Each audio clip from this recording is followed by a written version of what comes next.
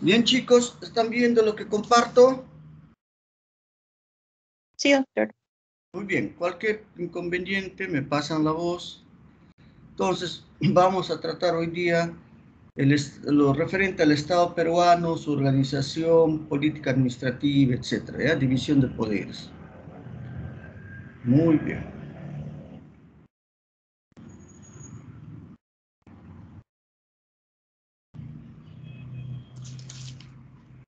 Entonces, cuando hablamos de Estado, hablamos pues de una forma superior y más poderosa de organizar el poder dentro de lo que es la sociedad, ¿ya? Entendiendo pues por poder como la capacidad que tiene una persona o un grupo de personas para lograr que las conductas de los demás sean realizadas de acuerdo a los términos que ellos fijan, ¿ya? Pero planteado así, el poder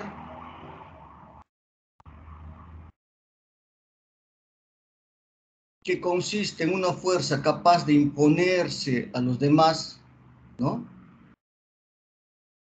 En este principio, el poder entonces no encuentra más obstáculos que los que le presente otro poder equivalente o superior, ¿ya? Entonces, pues, cuando hablamos de poder, no es un poder donde por fuerza se sea capaz de imponerse a los demás, donde exista un poder ejercido en forma absoluta hacia los demás.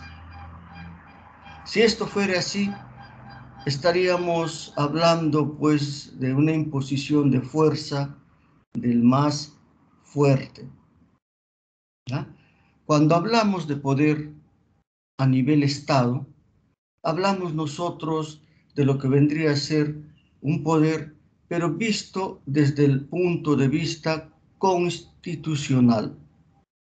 Y entonces, desde el punto de vista constitucional, este poder va a ser considerado desde dos dimensiones, una dimensión política y una dimensión orgánica. En la dimensión política vamos a tener que este poder se rige en base a derechos constitucionales, en base a una serie de principios preestablecidos.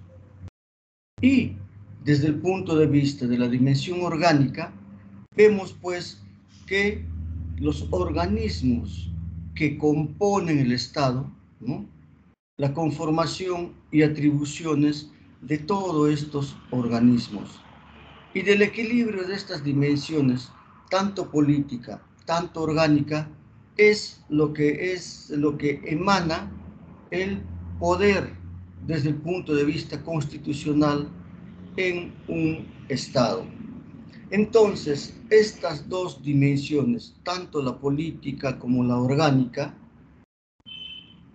están pues normados, y cuando se cumplen ambos en forma armoniosa, en forma equilibrada, se dice que estamos en un estado de derecho. Un estado de derecho que implica que el poder es ejercido no como un poderío material, no como un poderío desde el cual se puede hacer lo que venga en gana, sino que este poder se desarrolla en base a la observancia de ciertas reglas ya preestablecidas. Entonces, en el Estado peruano, cuando vemos desde el punto de vista de su contenido político, existen pues dos principios que hemos adelantado. Los principios donde están involucrados los derechos constitucionales, vale decir, los principios políticos que tienen que ver pues con los derechos constitucionales y los derechos humanos, que van a redundar en forma positiva, en forma favorable, hacia lo que son las personas y a lo que son los diferentes órganos estatales que lo componen al Estado.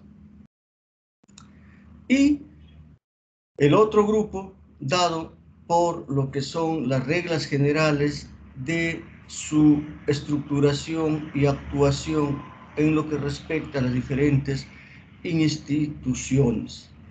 Entonces, en el rubro de los principios de organización y de política general del Estado, estas pues se rigen por una serie de principios, las mismas que están contenidas en diferentes artículos de la Constitución, como se menciona el 43, 45, 46, 58, 59, 60 y 61, ¿no? Ahora, esto tiene también algunos puntos fundamentales que hacen que el Estado peruano indican que es una república democrática, que es una república independiente y soberano, que el trabajo es la fuente de ingreso y el gobierno es unitario. Entonces, entre estos dos contenidos políticos, los derechos constitucionales y los principios de organización política, entre ambas va a haber una interacción y son los entes que van a limitar todas las posibilidades de ejercicio del poder, ¿ya? Estos principios son pues vigentes, son principios exigibles, aunque no siempre se van a llegar a cumplir de una forma como se espera, de tal forma que permita un ejercicio del poder adecuado. Muchas veces estas normas no guardan relación con los hechos, de tal forma que a veces nos preguntamos, ¿pero estos principios entonces son utópicos? ¿No se cumplen?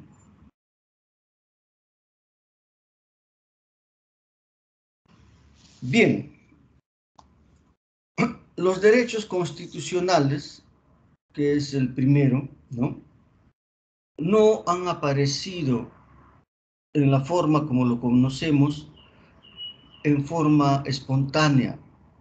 Esto ha sufrido una evolución a lo largo del tiempo, porque hace más de 100, 200 años, no todos los seres humanos tenían derechos inherentes a su naturaleza humana.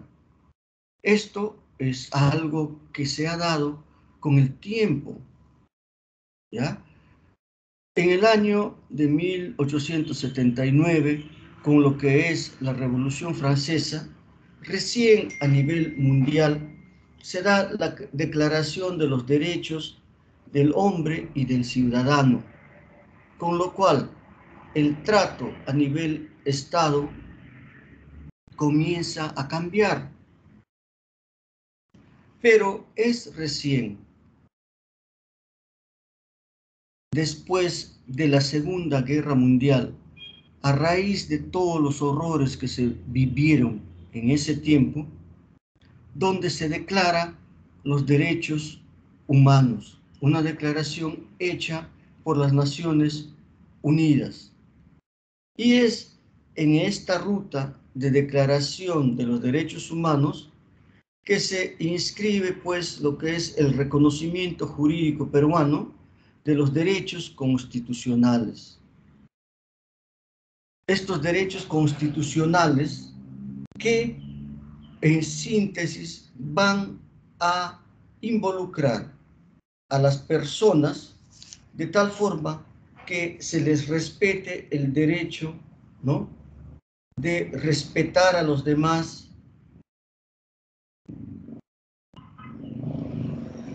alcanza diferentes niveles de vida, de convivencia, de interactuar, más civilizados y más solidarios. Y estos derechos que van a ayudar a las personas también pues son trasladados a los órganos estatales, de tal forma que las acciones quedan limitadas por estos derechos ya establecidos. Entonces, jurídicamente, estos derechos no pueden ser vulnerados.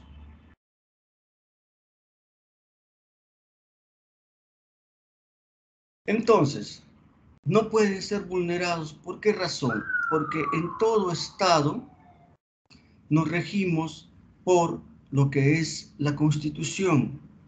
Y la Constitución tiene recogida en ella los derechos humanos como un componente esencial. Al momento actual, los derechos humanos se han convertido parte esencial de lo que es la democracia. Cuando hablamos de democracia, no solamente hablamos de un sistema político de gobernantes que son elegidos y que por delegación ejercen el poder, sino que existe democracia cuando existe una vigencia creciente de lo que son los derechos humanos. Se ha dejado de lado conceptos de hace más de 100 años donde la sociedad era más individualista para convertirse actualmente en una sociedad más solidaria, ¿no? Por lo menos en intención existe el concepto de solidaridad, de desarrollo colectivo, cosa que esto no era posible de lograr de repente hace 100 años o más. Entonces, decíamos de que fuera de los derechos constitucionales, ¿no?, el Estado peruano tiene otros principios que se refieren a su organización política, que rigen su estructura orgánica y la praxis general, pues, de su política, pues en base a ellos se van a tomar decisiones y va a haber una forma de actuar de los gobernantes de turno. Y esto está consignado en la Constitución. Entre estos principios tenemos pues que el Perú es una república democrática y social, independiente y soberana.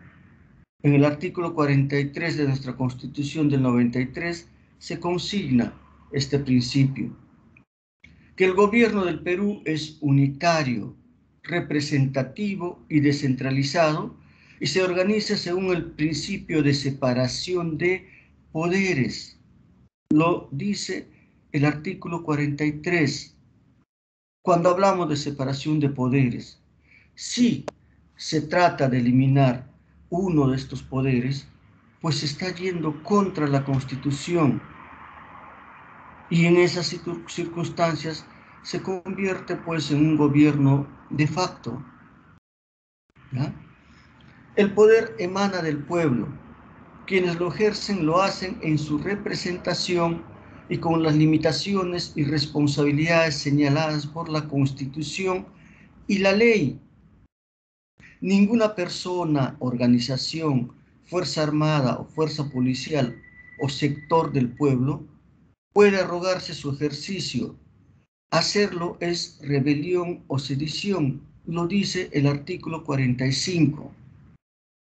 Por lo tanto, cuando decimos el pueblo dice, el pueblo nos eligió, sí, eso es cierto, pero es una media verdad, ¿no? El pueblo elige a sus representantes para que ejerzan el poder con las limitaciones y responsabilidades señaladas en la Constitución y la ley. Eso tiene que quedar claro, ¿ya? También dice uno de estos principios que nadie debe obediencia a un gobierno usurpador, ni a quienes asuman funciones o empleos públicos en violación de los procedimientos que la Constitución y las leyes establecen. Son nulos los actos de toda autoridad usurpada. El pueblo tiene el derecho de insurgir en defensa del orden constitucional, que también está estipulado en el artículo 46 de la Constitución.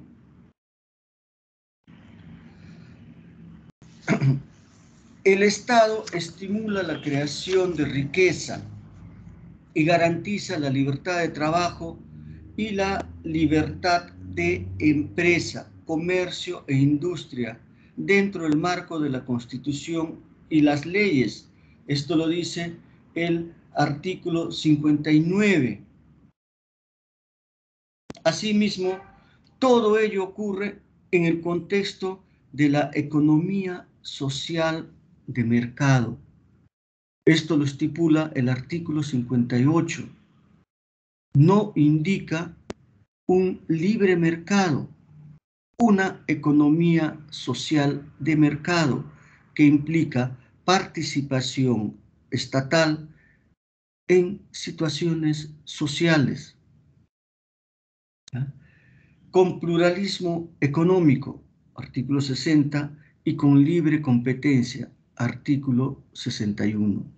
Vean pues, todos estos principios están inmersos en lo que es la Constitución del 93 que nos rige actualmente, y por lo tanto todo gobernante y toda la población tienen que regirse en base también a estos principios, aparte de otros que están consignados en la Constitución y las leyes, y que hacen pues de que el ejercicio del poder en un Estado sea llevado a cabo en forma adecuada, no como pueda creer los gobernantes que por mandato popular pueden ejercer el poder de la manera que ellos quieran.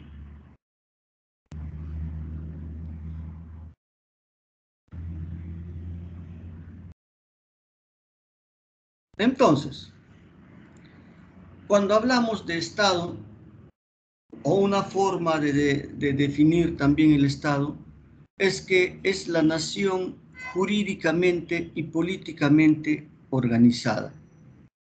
La Constitución Política del 93 sostiene que el Estado es uno e indivisible. El Estado se organiza de acuerdo con la Constitución y las leyes complementarias. Entonces, a esto tenemos unas características del Estado peruano, y es pues que el Estado peruano es republicano, es decir, que pertenece al pueblo, que por delegación otorga su poder a quienes lo habrán de gobernar. Pero ya saben, una delegación que implica un poder dentro de lo que dice la Constitución y las leyes. Es democrático porque es la autoridad del pueblo. ¿Ya? Social, según este principio, es el pueblo, nación o colectividad lo que interesa al Estado. Vean, qué importante, de que los que van a gobernar por delegación del pueblo tienen que gobernar, pues, en base al interés supremo que son las personas, que son el pueblo que los eligió. Y es independiente y soberana. ¿Por qué? Porque el Perú es autónomo con respecto a otros estados. No podemos nosotros recibir recetas ni ningún tipo de indicaciones de otros estados para poder ejercer la soberanía en el Perú. Entonces, esta soberanía se refiere a la capacidad que tiene el Estado de darse leyes y gobernarse, pero obedeciendo la decisión y voluntad popular. ¿Ya? Entonces, estas son características del Estado peruano. El Estado peruano tiene 3 elementos. Estos elementos son el territorio, la nación y lo que es el poder. Poder político, ténganlo presente, no un poder por el simple hecho de tener el poder, sino un poder político. Cuando hablamos de territorio, vamos a aludir a aquel espacio físico o porción geográfica desde donde el Estado ejerce soberanía. Y este territorio es inalienable e inviolable.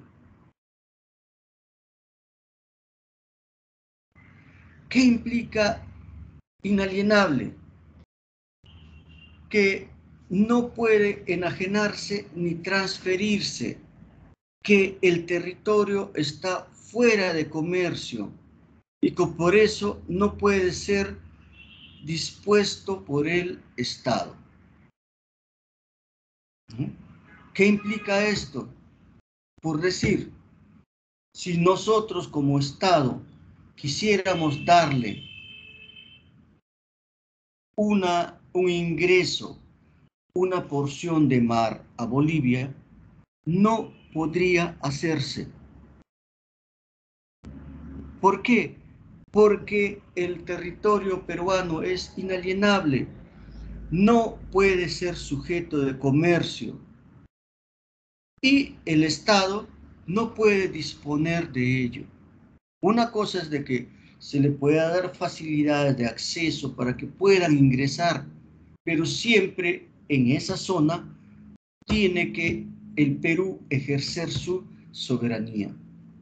Y este territorio implica, pues, a lo que es el suelo, el subsuelo, el espacio marino hasta las 200 millas de todo el litoral y el espacio aéreo.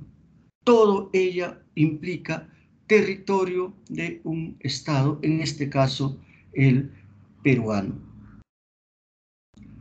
La nación, ¿no? La nación viene a ser la población o grupo de personas que reside dentro de un espacio geográfico. Nación también puede ser considerado como población, ¿ya? Y este grupo posee ciertos vínculos que los mantienen unidos. Vínculos que pueden ser, pues, su historia, sus costumbres, su idioma, la fe religiosa. ¿Cuáles son los anhelos e ideales comunes que comparten, etcétera? Y el tercer componente de estos elementos viene a ser el poder político. El poder político entendido como la realización de la facultad de mando que tiene el Estado.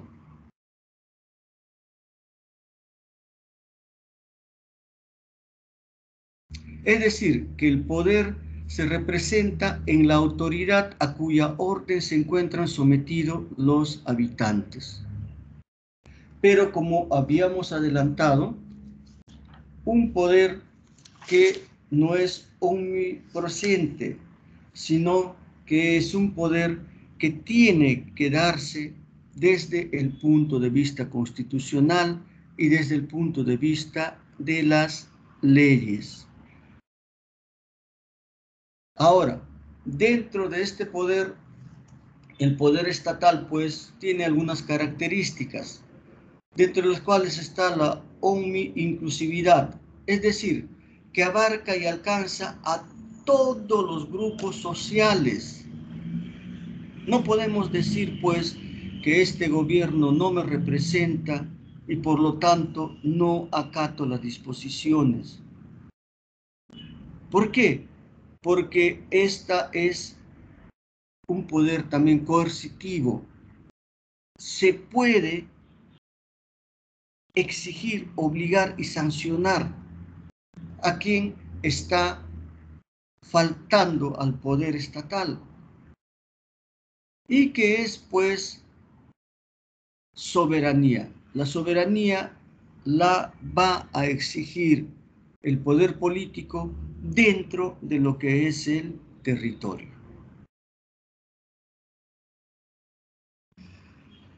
Muy bien, cuando se dice que el gobierno peruano es unitario, representativo y descentralizado, y se organiza según el principio de separación de poderes. ¿Qué implica esto?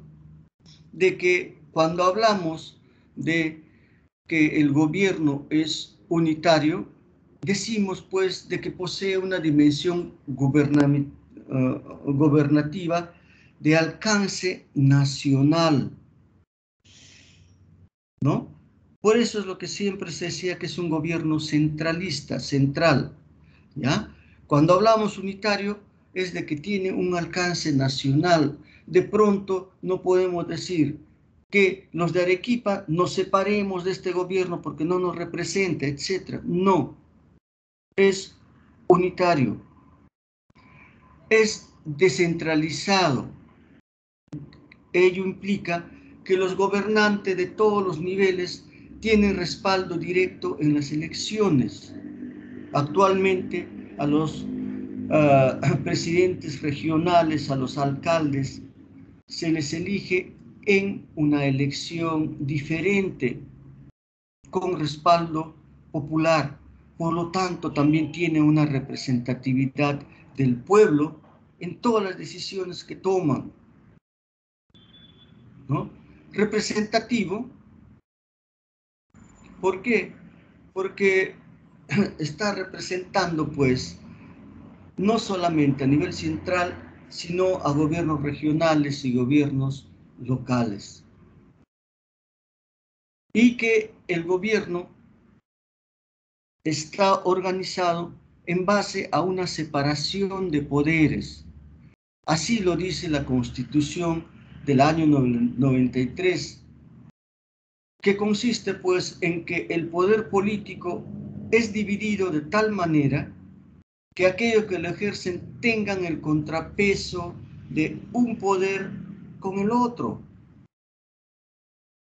La división de poderes constituye la expresión del balance de poderes y uno de los fundamentos del Estado de Derecho.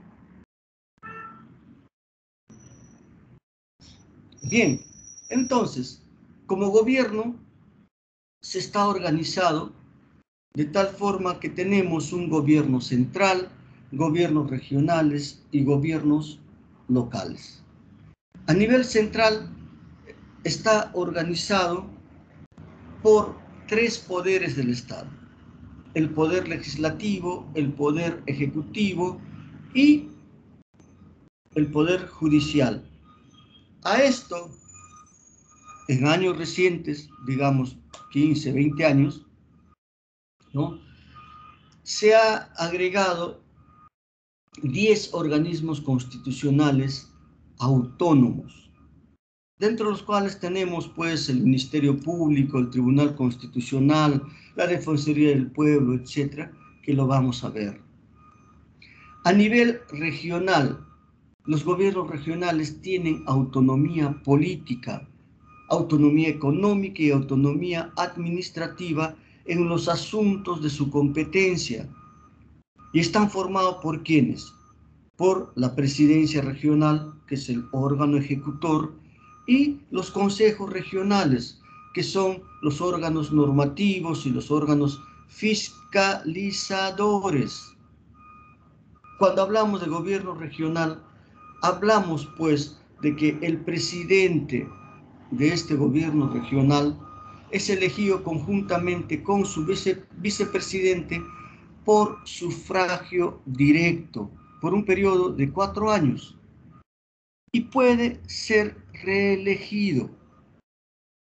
Es importante que tengan en cuenta que cuando se produce una elección por sufragio directo y hay ya una persona elegida, en esas circunstancias nosotros ya no podemos hablar de lo que vendría a ser pues esa persona no me representa, esa persona no tiene el 50%, ha salido elegido con el 15, 20%. Eso queda de lado. Cuando ya hay un ganador, lo que prima es de que ese ganador fue producto de una elección directa y por lo tanto es válido todo el proceso y tiene todas las prerrogativas de ejercer el mando en lo que le compete. A nivel local, los que ejercen el mando son las municipalidades. Puede ser la Municipalidad Metropolitana para el caso de Lima, las municipalidades provinciales para todas las provincias del Perú, las distritales para todos los distritos, ¿no? Hay también pues de los centros poblados, hay municipalidades en fronteras. También todos los gobiernos locales, vale decir los alcaldes, son elegidos pues por voto directo, también por 4 años y pueden ser reelegidos. Y bueno, constituido el Estado, ¿qué deberes tiene el Estado? Entre los deberes más saltantes que tiene el Estado es defender la soberanía nacional de cualquier agresión externa, de garantizar la plena vigencia de los derechos humanos, no ser el ente transgresor de estos derechos humanos.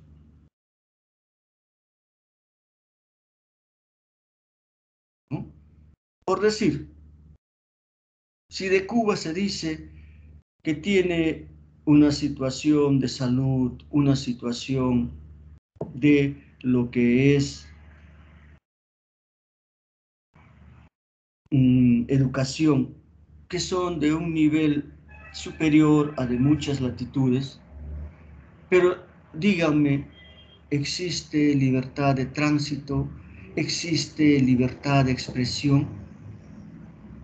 Entonces, pues, no se está garantizando la vigencia de los derechos humanos, que es una situación que el gobierno debe de cumplir, es un deber. Proteger a la población de las amenazas contra su seguridad, proveer el bienestar general que se fundamente en la justicia y en el desarrollo integral y equilibrado de la nación. Los gobiernos son para lograr bienestar general, para lograr desarrollo igualitario, amplio para todos. También es deber del Estado el establecer y ejecutar la política de fronteras y promover la integración. Bueno, puede ser latinoamericana, pero también de promover el desarrollo y la cohesión de las zonas fronterizas en concordancia con la política exterior. Si nosotros analizáramos lo que son la situación en las zonas fronterizas, veremos pues que en las fronteras nuestros pueblos son los más olvidados, de tal forma que prácticamente los de la frontera nuestra peruana, nuestros compatriotas muchas veces se sienten más identificados con lo que es el país vecino, porque en ellos encuentran mayor resguardo. Y dentro de estos deberes del Estado, un rol importante lo cumplen pues los procuradores públicos, que, que son los encargados, ¿no?, de asumir la defensa del Estado en los procesos judiciales, ¿no? Actúan en nombre del Estado, en nombre de los intereses del Estado. Lamentablemente, muchas veces estos procuradores públicos no logran con eficiencia defender los derechos del Estado, los intereses del Estado. ¿Por qué? Porque existen contratos que son a la fecha no revisables, que se firman y con el cual prácticamente se dan todas las prerrogativas favorables, no al Estado, sino a la parte contraria. Son situaciones que también tienen que ir cambiando. Entonces, de los tres poderes legislativos, perdón, de los tres poderes del Estado, vamos a comenzar viendo lo que es el poder legislativo. El poder legislativo está formado por 130 congresistas que son elegidos por un periodo de 5 años por elección directa.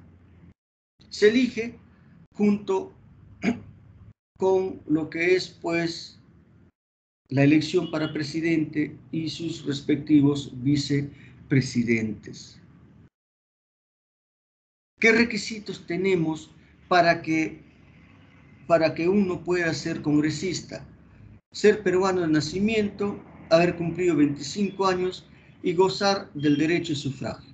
Vale decir que no esté impedido de ejercer ciudadanía, como vendría a ser en situaciones de encarcelamiento, etc. Ahora, ¿quiénes no pueden ser elegidos? Aquellos que ejerzan la administración pública, salvo que renuncien 6 meses antes de la elección. Entonces, cuando admitimos o cuando asumimos una administración pública en las diferentes instituciones del Estado, para poder acceder a lo que es ser congresista, tenemos que renunciar 6 meses antes, ¿ya? Los congresistas al momento actual no pueden ser reelegidos, ¿ya? Eso es algo que el año pasado se llegó a esa conclusión, ¿no?, en lo que es el Congreso de ese momento. Ahora, la función que va a tener un congresista es a tiempo completo. Por lo tanto, está prohibido que puedan ejercer cualquier otra profesión u oficio, ¿no?, Es compatible además el ejercicio del mandato de congresista con el ejercicio de cualquier otra función pública. No puede ser juez, no puede ser fiscal y congresista al mismo tiempo. La única función con la que es compatible desde el punto de vista de función pública es con la de ejercer algún ministerio, el ser ministro. Y además, un congresista no puede tener cargos similares o de importancia en diferentes empresas mientras dure el mandato de congresista. Afortunadamente, ¿no?, toda esta inelegibilidad, estas funciones incompatibles, son pues fiscalizados también por la prensa, que ante una situación de estas, ¿no?, se puede hacer que exista la renuncia de los congresistas. Entonces, ya como congresistas en el Congreso, ¿qué atribuciones tiene el Congreso? ¿No? El de dar leyes y resoluciones legislativas, así como interpretar, modificar o derogar las existentes. Principalmente, lo que es atribución del Congreso es dar leyes, modificar o derogar las existentes. Velar por el respeto de la Constitución y las leyes y disponer lo conveniente para hacer efectiva la responsabilidad de los intereses, ¿no? Aprobar también los tratados de conformidad con la Constitución. Aprobar el presupuesto general de la República que se hace en los meses de septiembre, octubre, para el próximo año. Autoriza los empréstitos conforme a la Constitución. Puede ejercer el derecho de la amnistía. Autorizar al presidente a salir fuera del país. El presidente no puede salir del país cuando se le antoje. Tiene que salir con permiso del Congreso.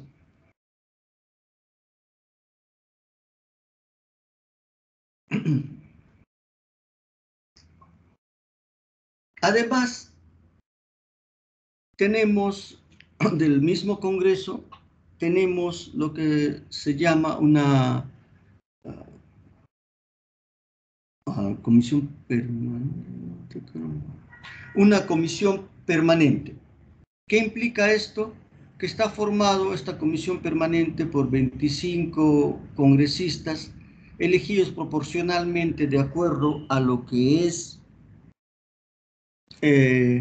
la conformación del Congreso, de los partidos que están en el Congreso, y esta comisión también tiene algunas funciones importantes, como son pues el designar al Controlador General de la República a propuesta del Presidente de la República, ratificar la designación del Banco Central de Reserva y de la Superintendencia de Bancos y Seguros, ejercitar la delegación de facultades legislativas que el Congreso le otorgue. ¿Ya? Corresponde a esta comisión permanente acusar ante el Congreso al presidente de la República, a los representantes del Congreso, a los ministros del Estado, a los miembros del Tribunal Constitucional, a los miembros de los vocales de la Corte Suprema, a los fiscales, etc. ¿Por qué razón? Por infracción de la Constitución o por todo delito que cometan en el ejercicio de sus funciones hasta 5 años de haber cesado en esta función, ¿no? Entonces, lo que es el poder legislativo, junto pues con la comisión permanente, se encargan principalmente de lo que es el dar leyes y lo que es fiscalización principalmente. Bien, el otro poder es el poder ejecutivo. El poder ejecutivo lo va a ejercer el presidente de la República. El presidente de la República es el jefe del Estado y personifica a la nación a nivel local, nacional y también fuera de lo que es el Perú. Y para ser elegido presidente de la República se requiere ser peruano de nacimiento, por nacimiento, tener más de 35 años al momento de postular y gozar del derecho de sufragio. También se elige por sufragio directo y junto con la elección de lo que es el presidente de la República, se eligen también 2 vicepresidentes. En el momento actual, nosotros tenemos una primera vicepresidenta, la misma que es única. ¿Por qué razón? Porque el que estaba en la lista para segundo vicepresidente, que era el señor Vladimir Cerrón, estaba impedido de gozar del derecho de sufragio. ¿Por qué? Por una condena que tiene. Por lo tanto, él no fue elegido vicepresidente o segundo vicepresidente. Actualmente tenemos solamente una primera vicepresidenta. ¿Y cuál es la función que tiene esta vicepresidencia?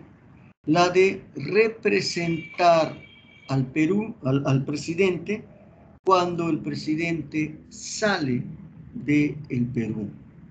Los días que está fuera del Perú, la vicepresidenta asume las funciones del presidente.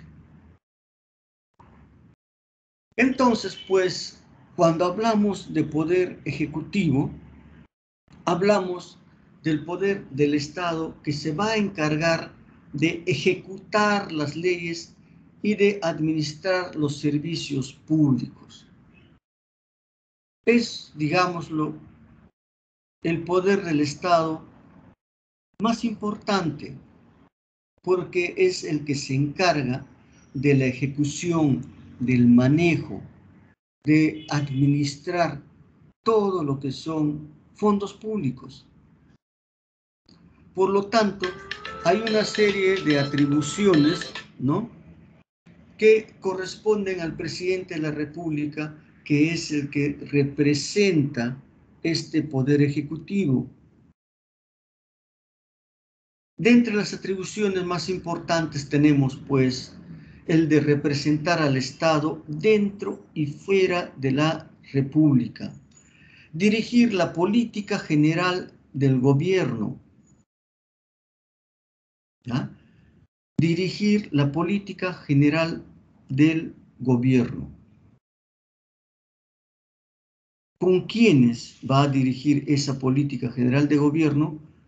En concordancia con sus ministros.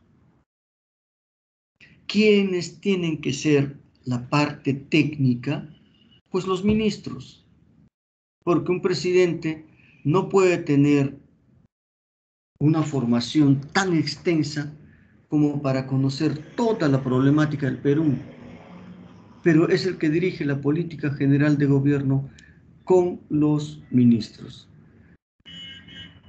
Tiene como atribución velar el orden interno y la seguridad exterior de la República, la de convocar a elecciones, la de convocar al Congreso a legislatura extraordinaria y firmar en ese caso el decreto de convocatoria.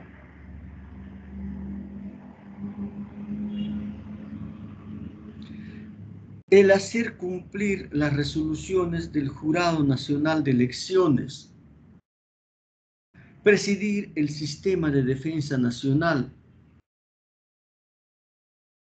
En caso de guerra, declara y firma la paz con autorización del Congreso.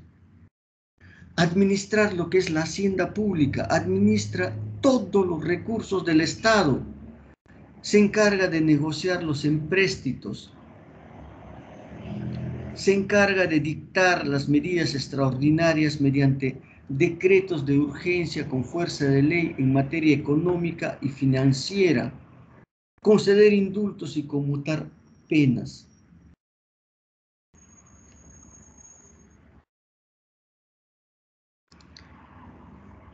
Muy bien, entonces también en el Poder Ejecutivo puede haber pues una suspensión en el cargo. El ejercicio de la presidencia de la República se suspende ¿en qué circunstancias?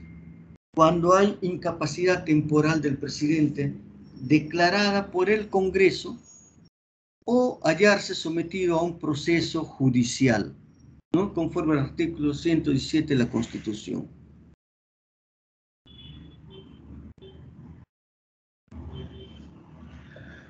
En el Poder Ejecutivo también es importante lo que es el Consejo de Ministros, que está formado por el Premier y todos los ministros que se tiene, que son 19. Entonces, todo acuerdo que se vaya a dar en el Consejo de Ministros requiere el voto aprobatorio de la mayoría de sus miembros y esta consta en acta.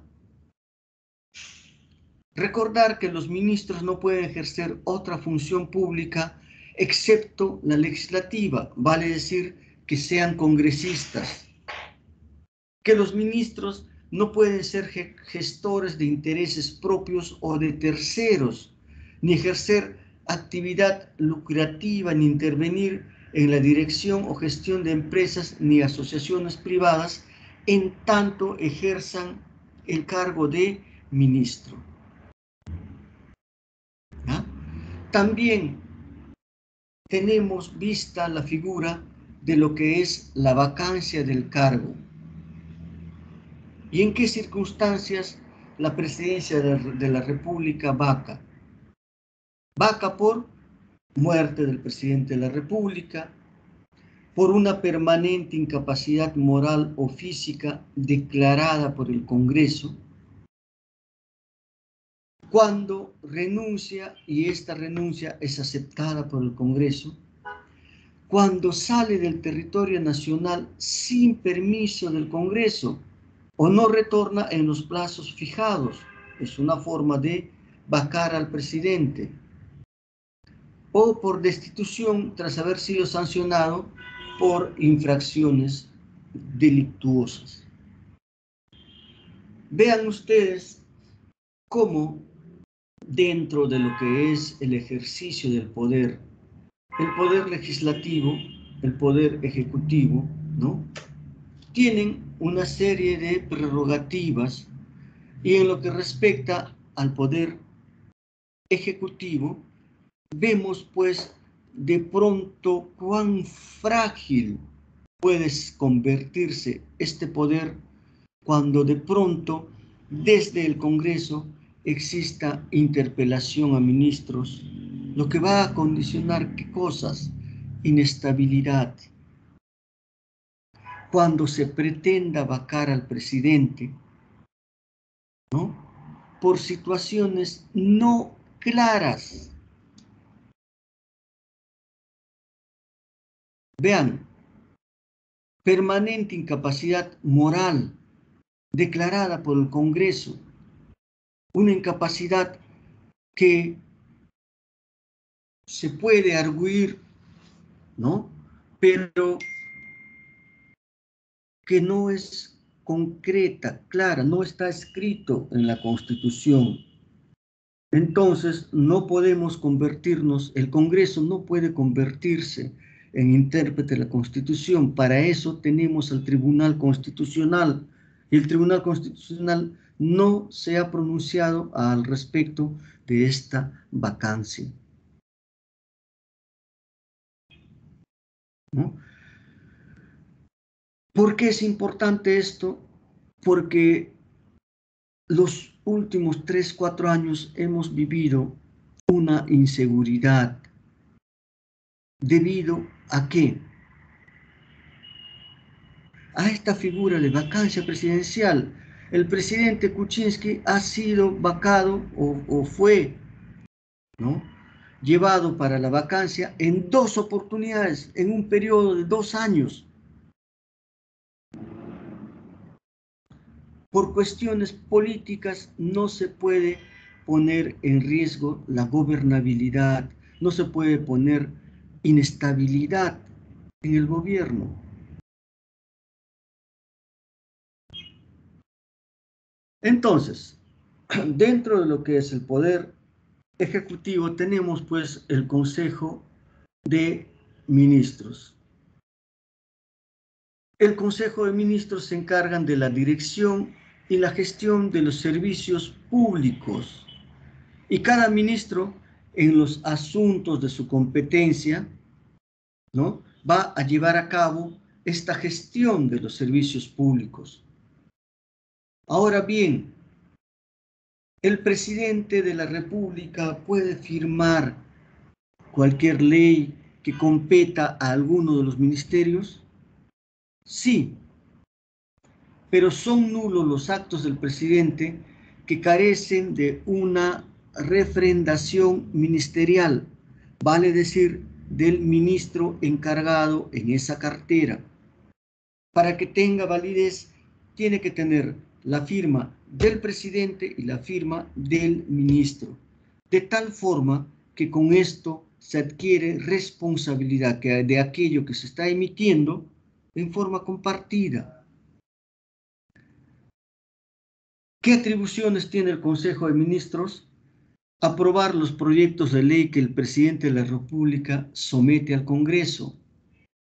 Asimismo, aprobar los decretos legislativos y los decretos de urgencia que dicta el presidente de la República, así como los proyectos de ley y los decretos y resoluciones que dispone la ley.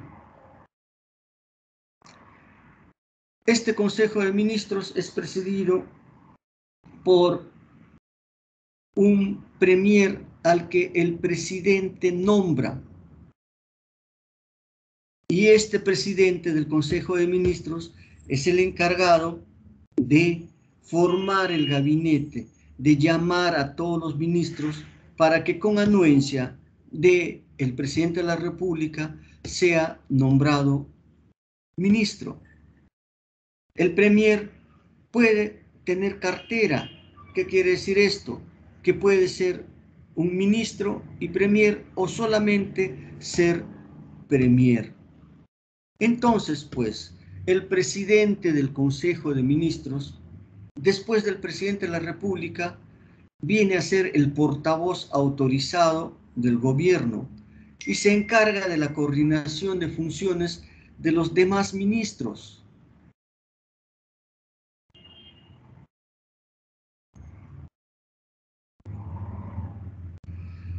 Y bueno, y hay un ministro en cada cartera, pues. En total tenemos 19 ministros de Estado y requisito para ello es ser peruano de nacimiento y haber cumplido 25 años de edad.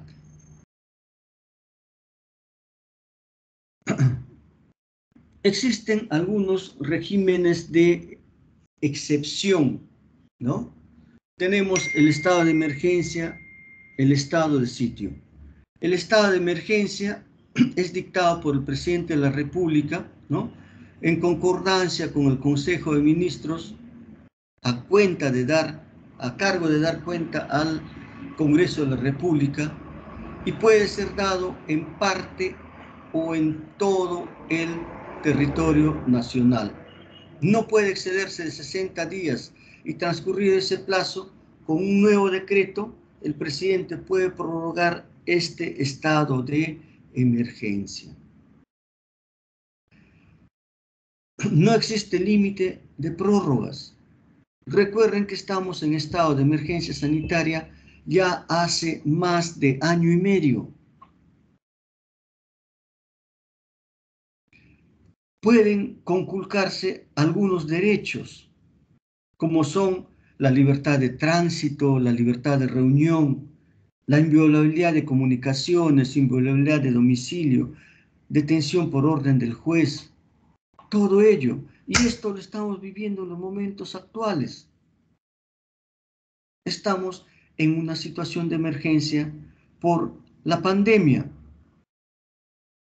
Usualmente este estado de emergencia se daba pues por perturbación de la paz o del orden interno o por algunas catástrofes que existían en zonas delimitadas del Perú o faltas graves o acciones graves, circunstancias graves que afecten la vida de la nación, como es la que está ocurriendo en esta situación de pandemia.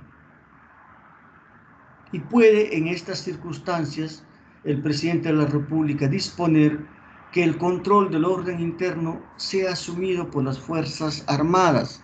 El control interno está a cargo de la Policía Nacional, pero en estas circunstancias puede tomar o ser asumido por las Fuerzas Armadas. ¿Ya? El estado de sitio es también dictado por el presidente de la República en concordancia con lo que es el Consejo de Ministros, siempre a cargo de dar cuenta al Congreso de la República. Y puede ser declarado en parte o todo el territorio nacional y no excede de 45 días.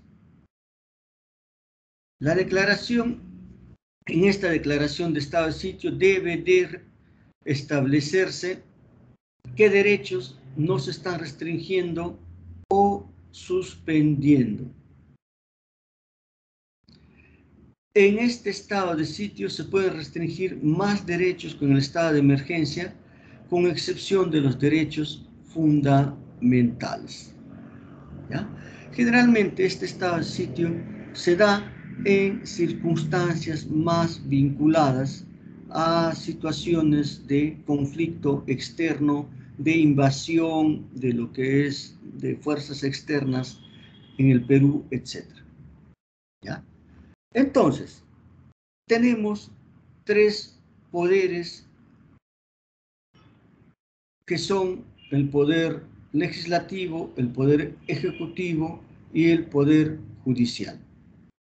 Pero como parte de lo que viene a ser el poder ejecutivo, también tenemos pues una serie de entidades que están normadas por la Constitución, pero que son autónomas, las mismas que llevan a cabo acciones específicas en pro de mejorar esta gobernabilidad en el Perú. El Tribunal Constitucional está refrendado por el artículo 201 de la Constitución y es el órgano de control de la Constitución, tiene autonomía e independencia. Son funciones de este Tribunal Constitucional el conocer en última instancia la acción de inconstitucionalidad de las leyes. Quien interpreta lo que es la Constitución es el Tribunal Constitucional y por lo tanto conoce en última instancia lo que son las resoluciones denegadas de habeas corpus, acción de amparo, habeas data, acción de cumplimiento, etc. Y este Tribunal Constitucional está compuesto por 7 miembros elegidos por el Congreso por 5 años y gozan de las mismas prerrogativas que los congresistas. ¿Ya? Entonces, esta figura de Tribunal Constitucional es relativamente nueva y tiene esas que estamos diciendo. El Ministerio Público es otro ente autónomo, representa a la sociedad. Sus miembros tienen los mismos derechos y obligaciones que los miembros del Poder Judicial. ¿De qué se encarga el Ministerio Público? De la defensa de la legalidad a pedido de parte o de oficio. representa a la sociedad en juicios, vela por la recta administración de justicia y es la encargada de conducir desde el inicio la investigación del delito. Anteriormente, lo que era la investigación del delito estaba asignado a la Policía Nacional, pero en momentos actuales, esta investigación del delito lo asume y lo lleva a cabo el Ministerio Público, que está estructurado por lo que son, pues, el fiscal de la Nación, fiscales supremos, fiscales superiores, provinciales y fiscales adjuntos. La Defensoría del Pueblo, ¿no? También nuevo, esto tiene una estructura que está formada por lo que es el defensor del pueblo y defensores adjuntos. ¿Qué función tiene la Defensoría del Pueblo? La de defender los derechos constitucionales y fundamentales de la persona y la comunidad, supervisar el cumplimiento de los deberes de las instituciones públicas. Pero todas estas funciones que tiene no tienen una facultad resolutiva ni sancionadora. O sea, ellos supervisan, pueden encontrar faltas, etcétera, pero no tienen una acción sancionadora. Recaba información y formula recomendaciones a entes competentes para que sean ellos los encargados de ¿qué? De llevar a cabo la sanción respectiva si es que esto amerita. Y es elegido por quién, por el Congreso por 5 años con 2/3 del número total de votos de los congresistas. La Contraloría General de la República. De acuerdo al artículo 82, el Contralor General de la República es designado por el Congreso a propuesta del Ejecutivo por un periodo de 7 años. Y no puede ser removido de su cargo salvo que haya cometido una falta grave. ¿Qué función tiene? El supervisar la ejecución del presupuesto del sector público. Supervisa las operaciones de la deuda pública. Supervisa la utilización de bienes y recursos. La Contraloría General de la República es muy importante porque gracias a ella es que se mantiene una estabilidad económica en el Perú ya desde la creación de ella hace más de 20 años. Cuando no existía lo que es, la Contraloría General de la República, es algo que ya existe hace tiempo, pero la Contraloría General de la República es un ente muy importante porque ella nos va dando la supervisión de la utilización de los bienes y recursos públicos. Es gracias a la Contraloría General de la República que vamos dándonos cuenta cómo está siendo administrado a nivel nacional, ¿no? El Perú. ¿Qué delitos, qué faltas se van produciendo en las diferentes instituciones? Para eso la Contraloría General de la República es un ente que debiera de ser fortalecido. ¿Por qué razón? Porque la corrupción en el Perú nos está avasallando. Tiene que parar. Y la única forma de lograr esto es que exista un control adecuado, un mejor control en lo que es, pues, la ejecución de los gastos públicos. El Contralor decía días atrás de que van a dejar de ser un ente netamente que está actuando cuando ya se cometió el delito.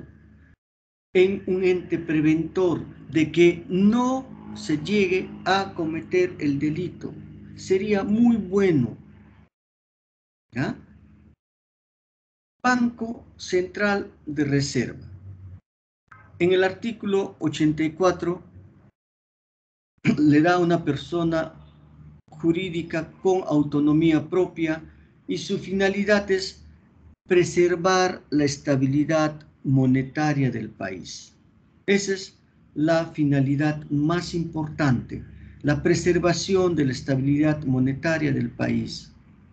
Y son funciones de ella, pues, el regular la moneda y el crédito del sistema financiero con la finalidad de preservar la estabilidad monetaria. Administra las reservas internacionales, informa al país sobre el estado de las finanzas nacionales. Esto es de aparición con la Constitución del año 93 y es un gran aporte. Cuando no existía el Banco Central de Reserva o cuando ésta no era que tenía una persona jurídica propia, una autonomía propia, simplemente el presidente indicaba, daba lo que es las disposiciones respecto al manejo de dinero y se creaban una serie de trastornos económicos que conducían a inflación, hiperinflación. Pero ahora no, al ser un ente autónomo, pues preserva la estabilidad monetaria del país. Es muy importante.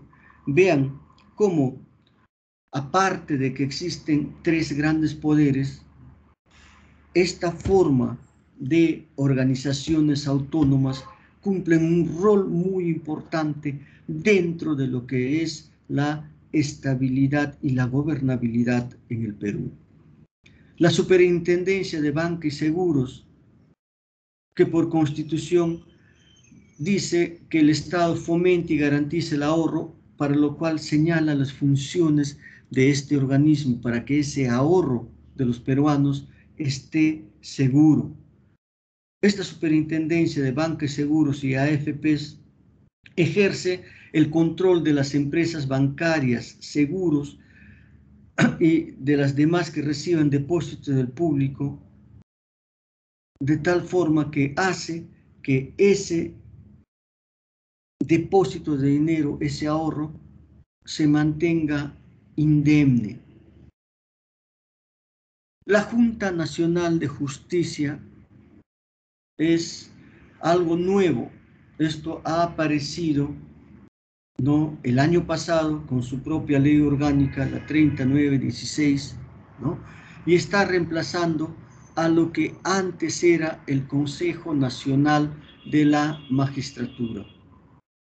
Entonces, en el artículo 156 que fue reformado, esta Junta Nacional de Justicia tiene como atribuciones, pues, nombrar previo concurso público de méritos y evaluación personal a los jueces y fiscales de todos los niveles y a nivel nacional. Ratificar con voto público y motivado a los jueces y fiscales también de todos los niveles cada 7 años. También es atribución de esta Junta Nacional de Justicia el destituir a los jueces de la Corte Suprema y fiscales supremos, y también tiene una atribución de evaluar en forma parcial a los 3 años del ejercicio de los fiscales y de los jueces. A estos 7 entes autónomas se suman 3 entes autónomos también que están formando el sistema electoral: el Jurado Nacional de Elecciones, la Oficina Nacional de Procesos Electorales, la OMPE, y el Registro Nacional de Identidad y Estado Civil, la RENIEC.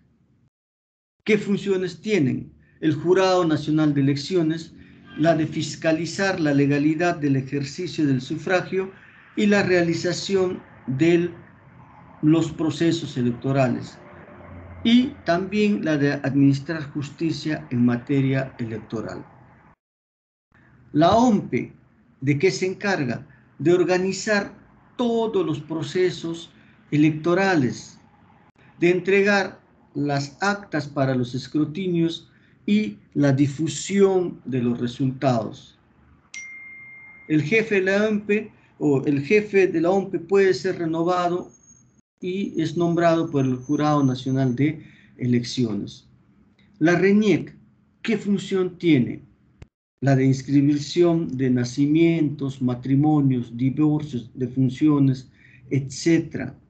Es la encargada de preparar y actualizar el padrón electoral, de emitir los DNI, todos entes autónomos que contribuyen a lo que es, pues, el gobierno. Y el tercer poder lo constituye el Poder Judicial, que es la encargada de administrar justicia en el Perú.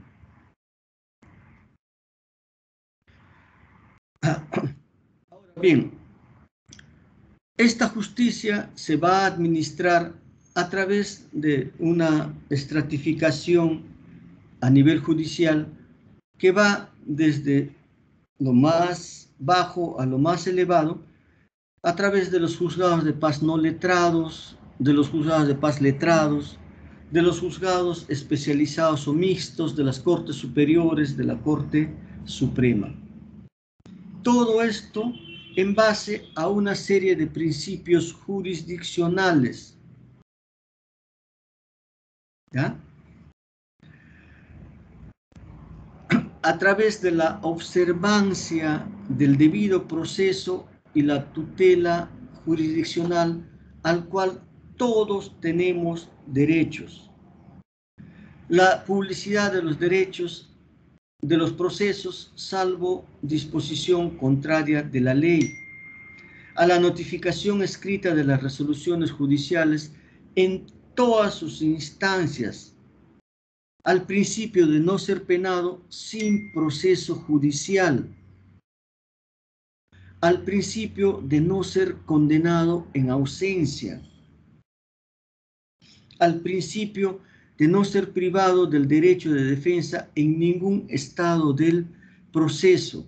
Vean, estos principios jurisdiccionales se cumplen en todos los estratos del poder judicial, o por lo menos debieran de cumplirse.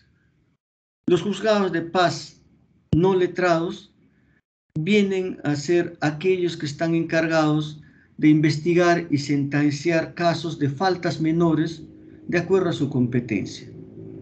Esto se establece sobre todo en centros poblados pequeños, ¿no?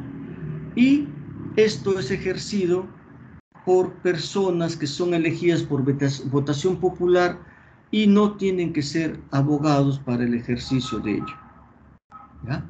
Los juzgados de paz letrados, ya su sede y su competencia lo determina el Consejo Ejecutivo del Poder Judicial, conocen asuntos civiles, penales y laborales de familia, ¿no?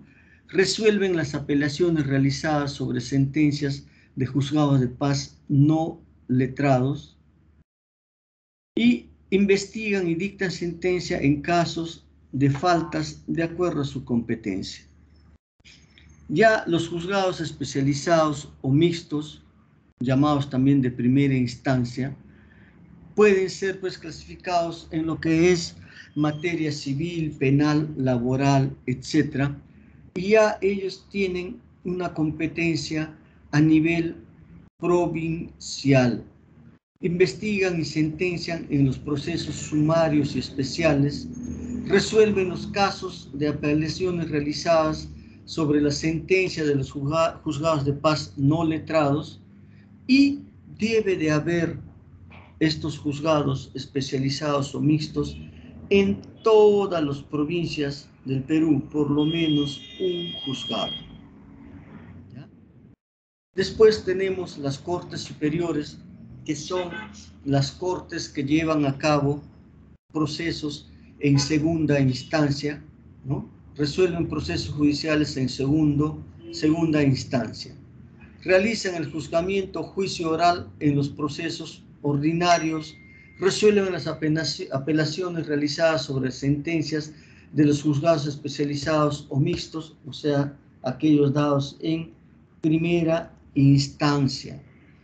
Tienen su sede en ciudades más grandes, ya en capitales de departamento, y su competencia comprende a un distrito judicial correspondiente. En el Perú existen 31 cortes superiores.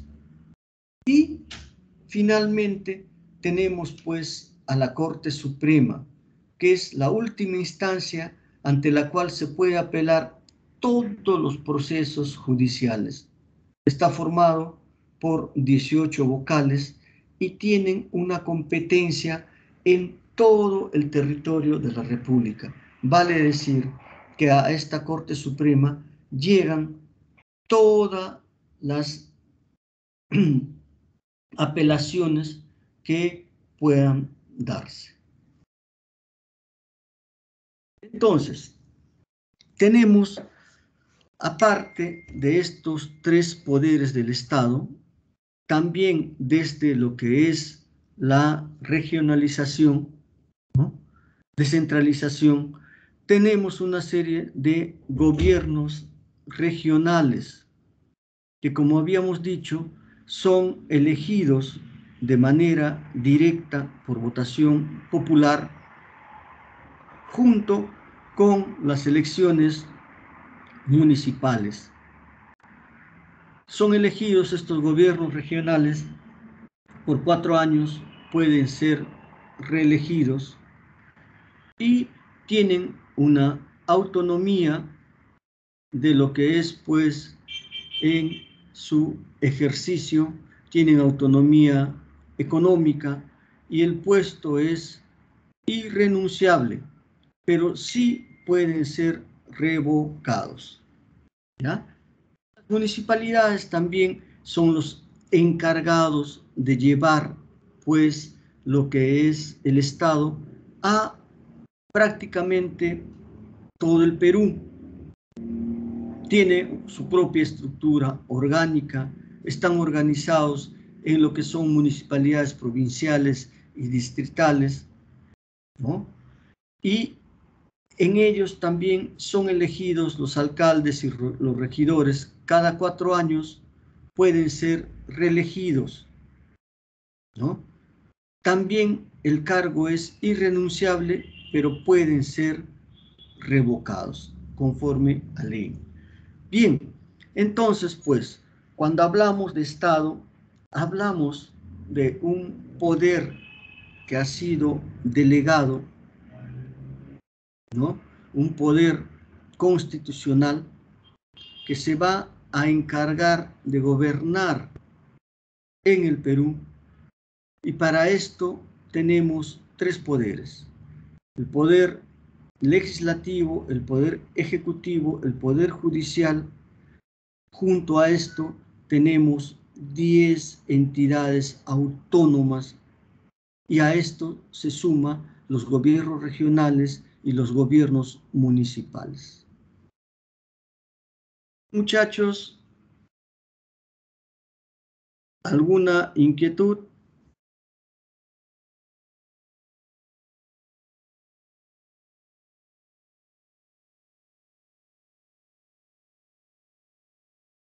Bien, si no hay ninguna inquietud, nos vemos la próxima semana, chicos. Cuídense. Hasta luego, doctor. Gracias, doctor. Hasta luego, doctor. Hasta luego, doctor. Gracias. Hasta luego, doctor. Hasta luego, doctor. Gracias. Hasta luego.